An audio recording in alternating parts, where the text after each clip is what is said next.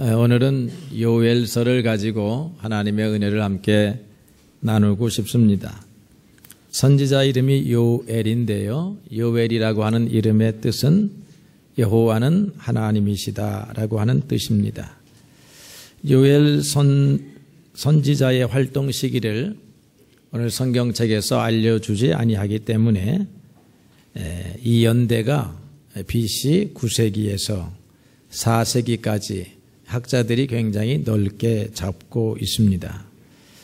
요엘서 예언은 이스라엘 신앙에 있어서 핵심을 차지하는 여호와의 날이라고 하는 주제를 다루고 있습니다.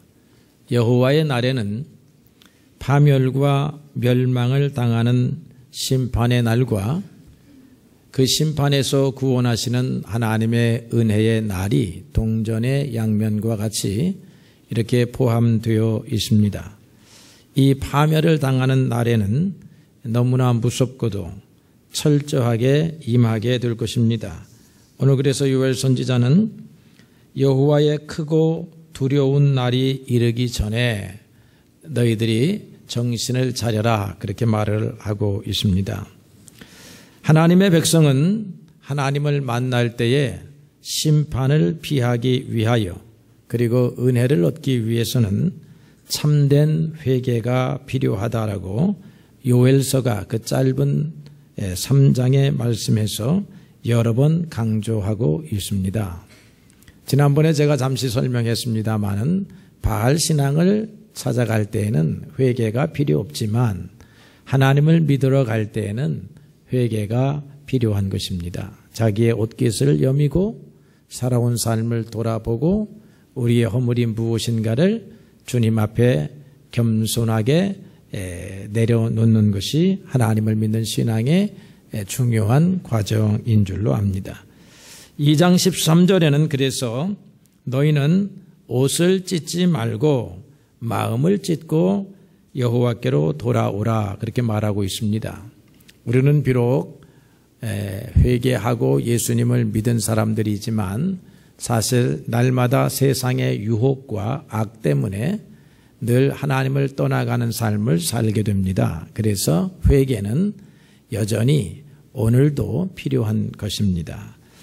이스라엘 백성들은 회개를 중요하게 여겼습니다. 그래서 회개할 때는 우리 옛날에 석고대제 하듯이 이렇게 돗자리를 깔고 그저 나를 죽여주세요 라고 했지만 이스라엘 사람들은 땅바닥에 앉아서 돗자리를 안 깝니다. 땅바닥에 앉아서 옷을 찢고 그 다음에 머리에 재를 뒤집어 쓰고 사람 앞에 회개하는 것이 아니라 하나님 앞에 그렇게 합니다. 그러니까 이 사람들은 겉모습만 보면 다 회개하는 사람들이에요. 그리고 회개를 아주 일상적으로 합니다. 마치 우리가 이렇게 교회에 일상적으로 출석하는 것처럼 이 사람들은 죄인인 것을 알고 하나님 앞에 회개의 행위를 늘 철저하게 합니다. 그런데 요엘 선지자가 보니까 회개의 행위는 보이는데 그럼 회개하고 나면 이 삶이 좀 달라져야 되는데 삶이 전혀 달라지지 않는 것입니다. 여전히 악행이 이스라엘 백성들 사이에 있습니다. 여전히 우상 숭배가 있습니다. 여전히 인간의 탐욕과 땅의 것만 생각하는 생각이 팽배합니다. 그러니까 그렇게 회개해서는 안 된다라고 말하려고 좀 옷만 찢지 말고 마음을 찢어라 그렇게 가르쳐주고 있는 것입니다. 그들은 슬픔과 고통의 표현으로 회개의 자리에서 옷을 찢습니다. 그러다 보니까 옷만 아깝게 찢어지고 행실은 변하지 아니해서 하나님의 눈으로 보니 선지자의 눈으로 보니 그 회개가 무효다 이 말이죠. 오늘 우리 대표기도하는 집사님께서 우리가 변해야 할 여러 가지 기도를 하셨습니다. 우리가 거기에까지 신앙이 이르러야 된다라고 하는 것을 가르쳐주는 것이지요. 그래서 요엘은 마음을 찢어라. 옷만 찢지 말고 너의 심장을 찢어라 그렇게 말하고 있는 것입니다. 찢어진 마음이 하나님 앞에 열려져 있는 마음이다. 찢어진 마음이 하나님과 연결될 수 있는 마음이다. 그 찢어진 마음이 신약 성경에서 예수님이 산상수훈에서 말하는 심령이 가난한 자의 마음이다. 심령이 가난하다라고 하는 말은 내가 가난한 사람입니다. 영적으로 부유한 사람이 아닙니다. 나는 하나님 앞에서 벌거벗은 사람과 같습니다 하는 것을 인정하는 것입니다. 그래서 심령이 가난한 자가 복이 있나니 천국이 그들의 것임이라고 우리 주님께서 말씀을 하셨습니다. 요엘 선지자의 회개를 촉구하는 이 설교가 성공을 했습니다. 그래서 2장 15절에 보니까 백성들이 회개하러 몰려들었습니다. 국가적인 금식이 선포가 되었습니다. 그러고 난 다음에 이제 하나님께서는 요엘 선지자를 통해서 축복을 약속하십니다.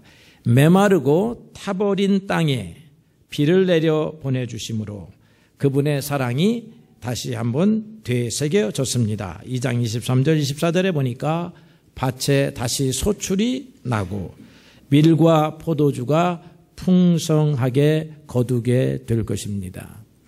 하나님의 축복과 우리의 삶의 축복이 결코 동떨어져 있지 않아요. 하나님의 축복이 영적인 축복만은 아닙니다. 하나님의 축복은 우리의 삶의 전반적인 영역에서 수고하는 모든 것에 대하여 하나님께서 풍성하게 주시는 축복을 성경이 약속하고 있습니다.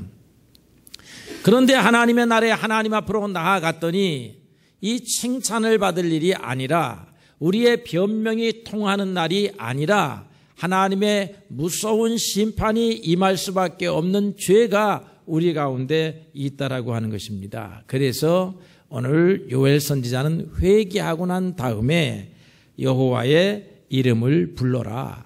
그래야 너희들에게 참다운 구원이 온다. 그렇게 가르쳐주고 있습니다. 여호와의 날이 오면 사람이 마련한 안전장치는 쓸모가 없게 됩니다.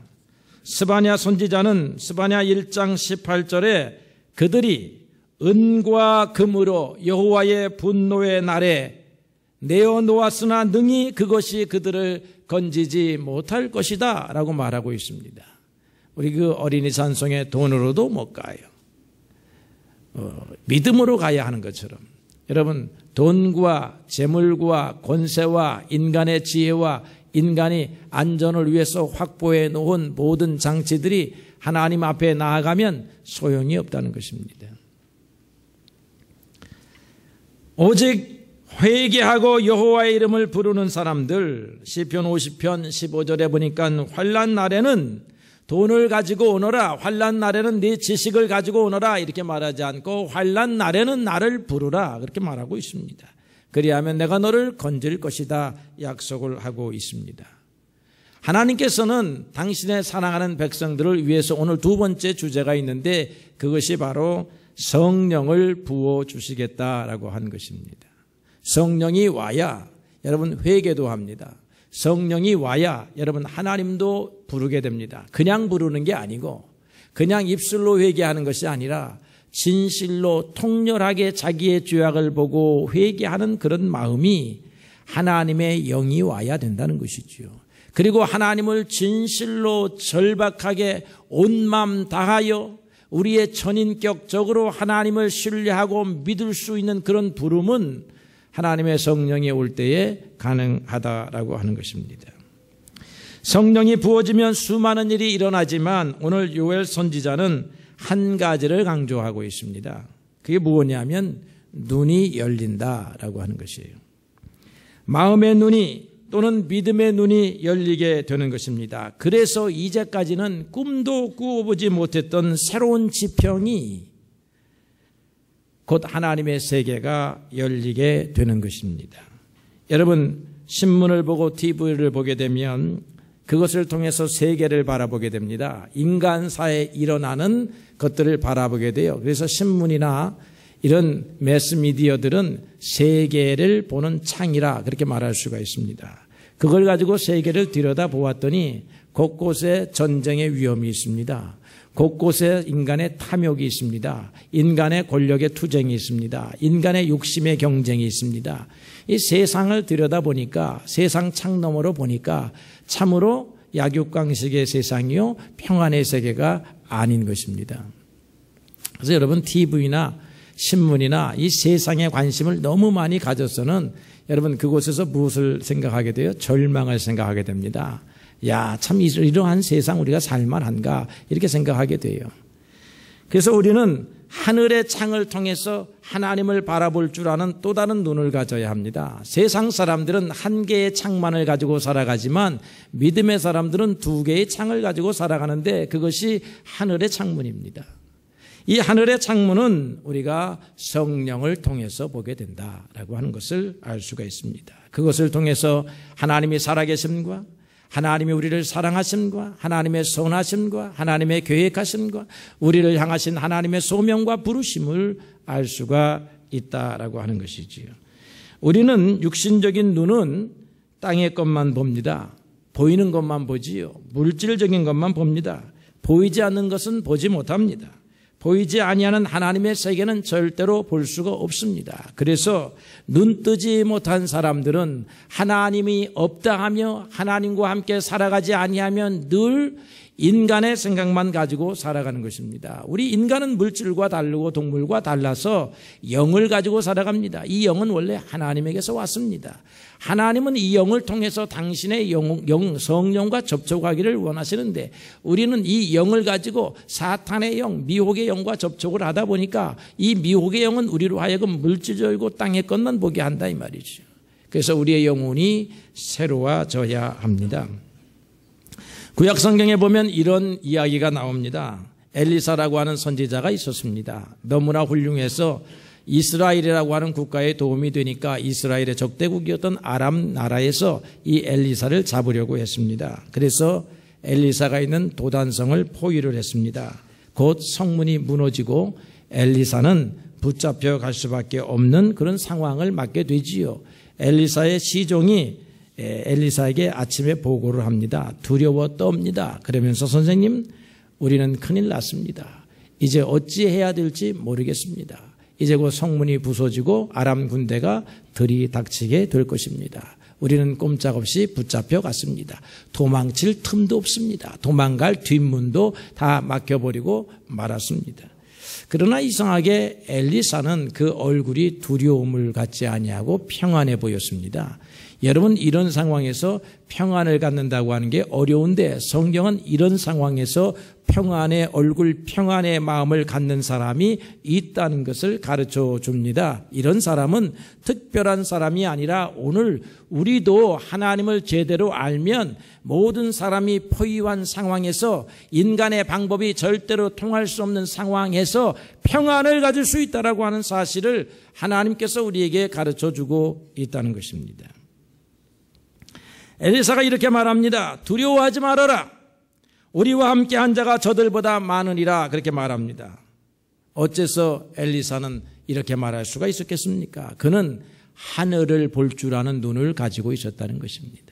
하나님을 볼 줄 아는 눈을 가지고 있었다는 것입니다. 반면에 엘리사의 시종은 엘리사에게 와서 배워야 할 것이 하늘을 보는 눈을 배워야 하는데 아직까지 그 눈이 뜨여지지를 않았습니다. 여러분, 교회에 와서 여러분들이 보아야 할 것은 세상을 보는 눈을 성장시키려고 교회에 오는 것이 아니라 하늘을 보는 눈을 가지려고 교회에 오는 줄로 믿습니다. 엘리사는 성령이 충만한 사람이었지요. 성령이 충만하니까 하늘을 볼 수 있었습니다. 여러분, 성령이 충만한 사람이 하늘을 보고 하나님의 보호를 볼 수 있습니다. 하나님의 우리를 향하신 계획을 볼 수가 있어요. 여러분들도 하늘이 보이십니까? 비록 천장은 닫혀져 있지만 여러분들의 믿음의 눈은 천장을 뚫고 대기권을 넘어서서 하나님을 볼 수 있어야 되는 줄로 믿습니다.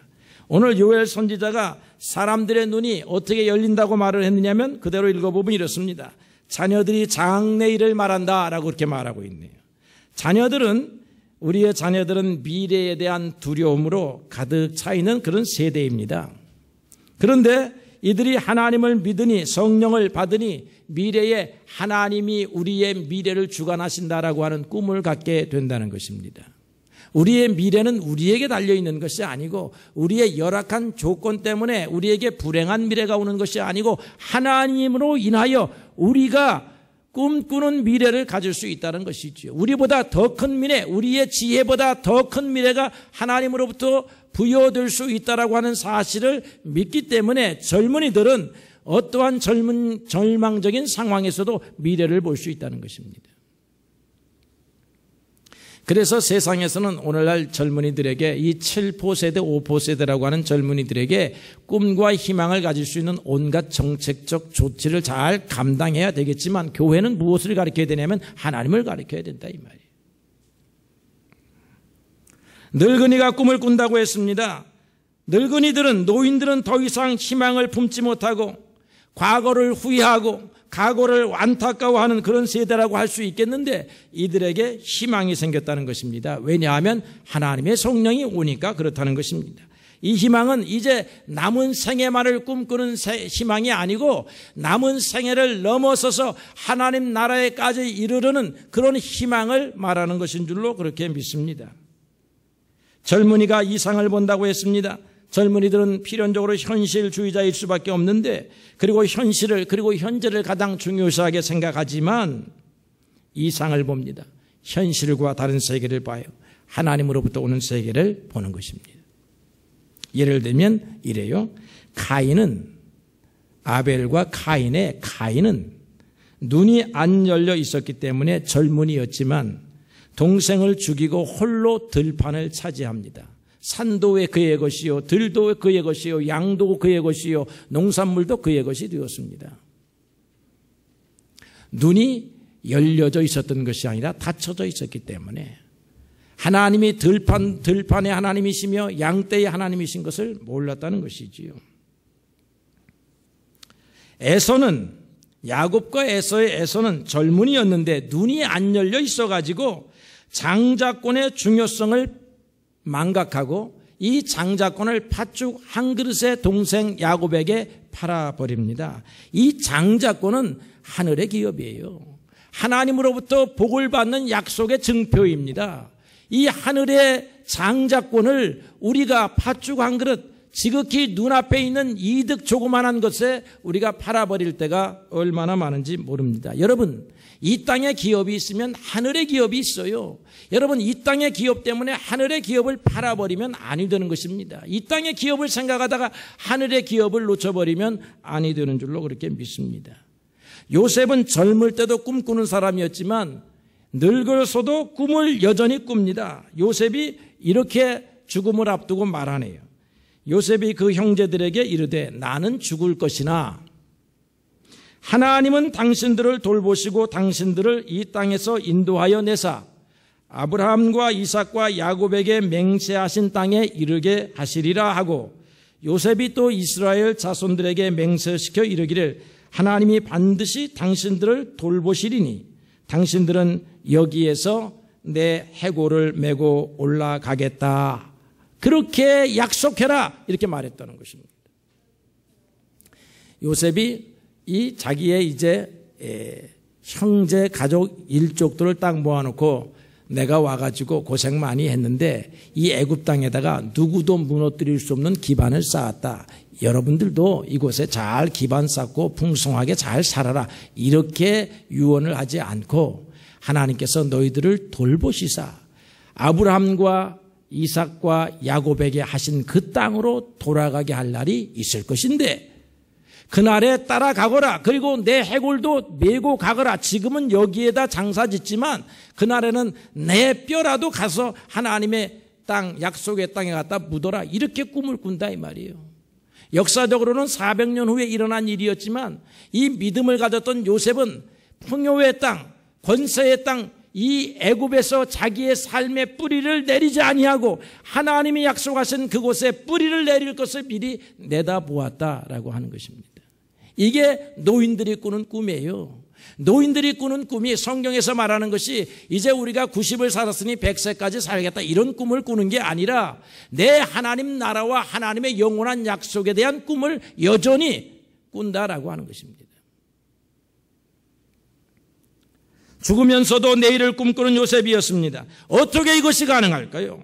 그의 눈이 하늘을 향해 열려 있었기 때문입니다. 그가 하나님을 향하여 눈이 열려 있었기 때문이지요. 그러나 일반 백성들은 늘 눈이 가려져 있습니다.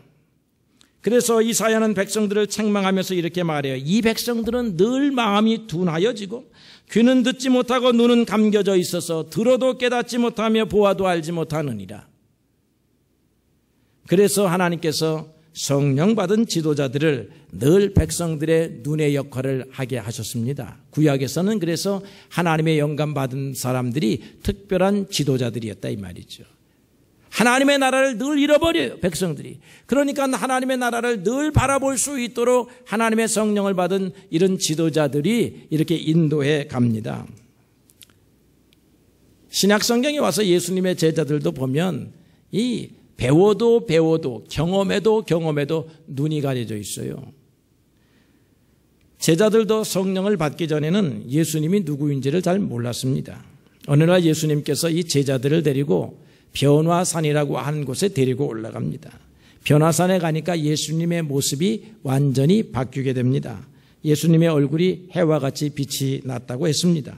옷도 빛과 같이 눈부시었습니다. 이 세상의 옷도 아니요, 이 세상의 얼굴도 아니었습니다.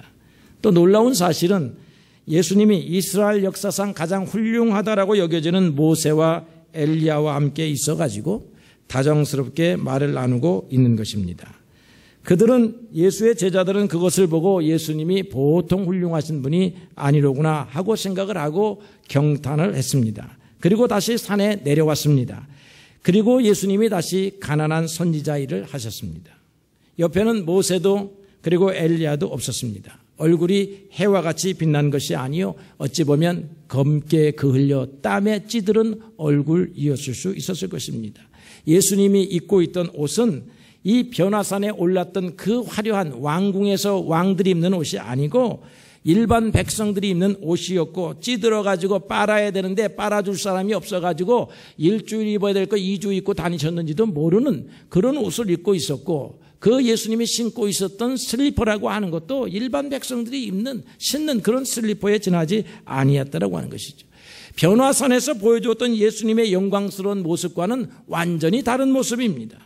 급기야 예수님이 십자가에 달려 돌아가십니다. 그랬더니 모든 제자들이 실망을 해가지고 뿔뿔이 흩어져서 도망을 가버리고 말았습니다. 예수님 옆에 있어도 예수님이 기적을 베풀면 그때 잠깐 믿음이 생기고, 예수님이 다시 평범한 사람으로 돌아가고 그들이 고단한 삶이 계속되면 다시 믿음 없는 사람으로 돌아가는 것이 이 백성들의 모습이다 이 말이에요. 그런데 이 제자들이 성령을 받고 나니까 눈이 확 열렸습니다.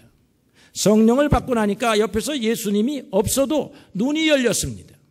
예수님이 기적을 보여주지 아니해도 눈이 열려 있습니다. 그래서 사도행전 2장 26절을 보니까 자기들을 잡으려고 둘러서 있는 이 유대인들을 향하여서 너희가 십자가에 못 박은 이 예수님을 하나님이 주와 그리스도가 되게 하셨느니라라고 담대하게 선포하는 것입니다. 성령을 받았기 때문에 이런 일이 벌어지는 거죠. 예수님이 약속하신 성령, 예수님은 성령을 약속하셨습니다. 성령을 부어주시는 사건도 예수님으로 말미암아서 이루어졌어요. 오늘 요엘 선지자가 성령을 부어주는 사건이 있을 것이라고 한 것이 예수님 시절에 왔습니다. 예수님께서는 십자가를 지시기 전에 성령이 오실 것을 약속하셨고, 하늘로 승천하면서 제자들에게 약속하신 성령을 기다리라고 사도행전에 말씀하십니다.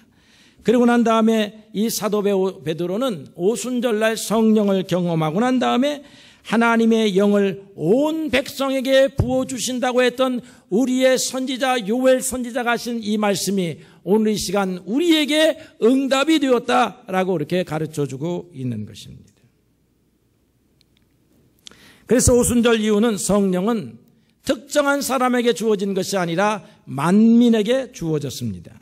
예전에는 지도자들에게 성령이 임해가지고 백성들을 인도하게 하셨는데, 요엘 선지자의 예언대로 주님이 오신 이후에는 오순절에 성령이 부어져가지고 모든 이들 만민에게 남녀노소 남종 여종 가리지 아니하고 모두에게 성령이 주어졌다라고 하는 것입니다. 여러분, 성령이 주어지면 새로운 지평이 열린다고 했습니다. 그 새로운 지평이 열린다고 하는 사실을 에베소서 1장 17절 18절에는 이렇게 기록을 하고 있습니다.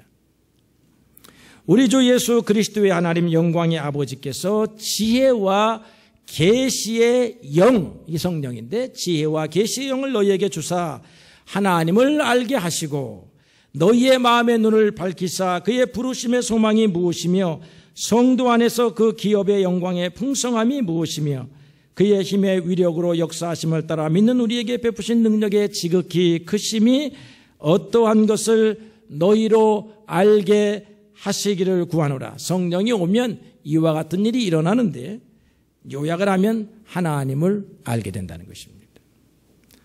여러분 가운데 성령이 없으면 하나님을 알지 못해요. 하나님을 알지 못하니까 하나님을 믿지 못합니다. 하나님을 믿지 못하니까 하나님을 따라가지를 못한다 이 말이에요.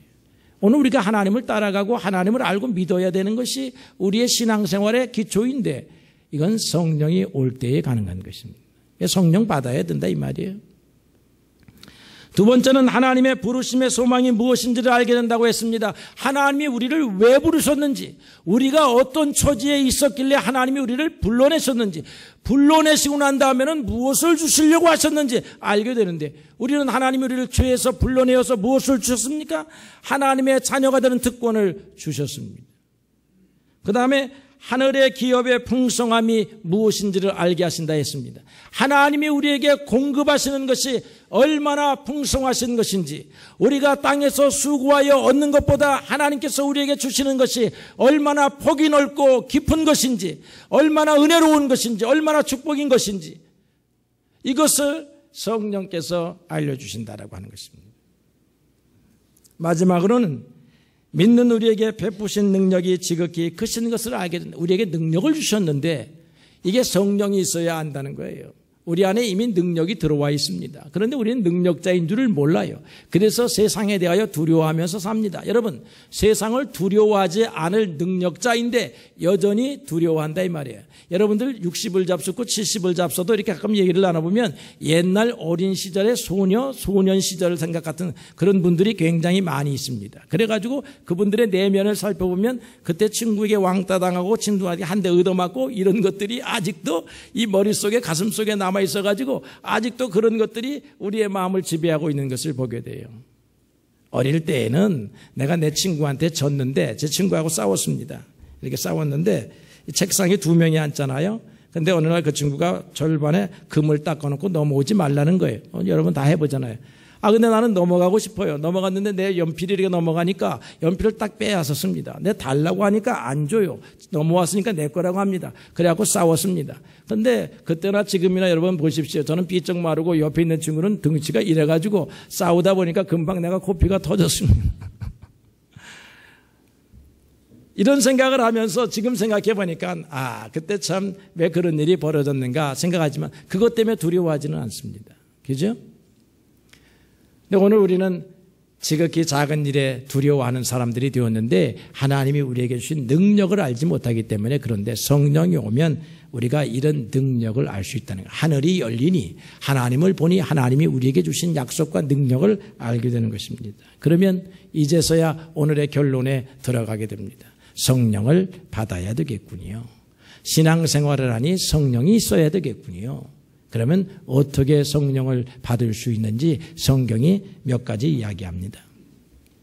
첫째로 사도행전 2장 38절에 보니까 너희가 회개하여 각각 예수 그리스도의 이름으로 세례를 받고 죄사함을 받으라. 그리하면 성령을 선물로 주시리니 그랬습니다. 예수 믿으면 성령을 선물로 받는다라고 하는 것입니다. 예수님을 구주로 고백하고 예수님의 이름으로 세례를 받으면 성령을 선물로 받습니다. 그래서 여러분 모든 그리스도인들은 여러분들이 자기 자신을 좀 점검해 보세요. 내가 정말로 예수 믿는 사람인가? 예수의 이름으로 세례받은 사람인가? 요한의 이름으로 세례받으면 안 돼요. 예수의 이름으로 세례받았는가? 나는 예수 믿는 사람입니다. 예수님의 이름으로 세례받았습니다. 그런 사람은 신앙생활의 시작부터 성령이 함께하는 사람입니다. 믿습니까? 여러분은 그런 성령 나에게 왔으면 좋겠다라고 생각했는데 이미 성령이 여러분 안에 계신 분들이다, 그런 말입니다. 예수님의 세례는 성령 세례예요. 세례 요한이 말합니다. 나는 물로 세례를 주거니와 내 뒤에 오시는 이는 성령으로 세례를 주시리라. 우리가 예수님의 세례를 받아도 물속에 들어가는 거지만 그 작용과 효과가 달라요. 성령을 주님께서 주시기 때문에 우리는 성령을 받고 신앙생활을 하는 것입니다. 그런데 우리가 이것을 잊어버리게 돼요. 믿음이 없으면 잊어버리게 돼요. 그래서 우리의 믿음이 지속적인 믿음이어야 하는 것입니다. 믿음이 있는 사람들이 이 성령을 받고 유지합니다. 요한복음 7장 37절로 39절에 보면 예수님이 이렇게 말씀하셨어요. 명절 끝날에 예수께서 서서 외쳐 이르시되 누구든지 목마르거든 내게로 와서 마셔라. 나를 믿는 자는 성경의 이름과 같이 그 배에서 생수의 강이 흘러나리라 하시니 이는 그를 믿는 자들이 받을 성령을 가리켜 하신 말씀이라. 누구든지 목마르거든 내게로 와서 마셔라.